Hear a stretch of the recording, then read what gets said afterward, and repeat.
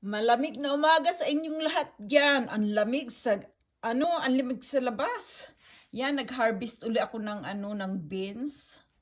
Ang dami, oh. Ang dami kong na-harvest. Ayan, hindi ko pa siya nahugasan. Tapos, ang gagawin ko bukas na lang siguro kasi may pasok ako mamayang hapon. Tatanggalin ko yung mga dulo niyan, hugasan, at ilalagay sa ziplock. Diba? Ayan. Oh. Ayan. 4 na container yan.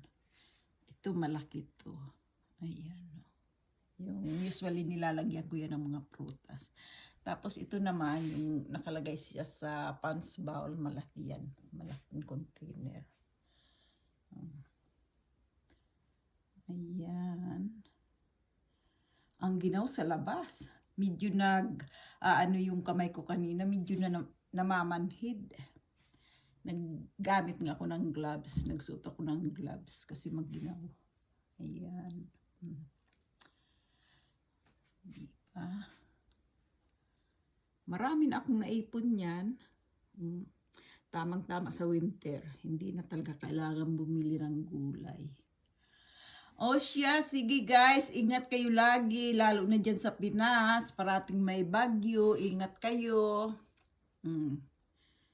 Salamat sa panunood. Thank you, bye-bye.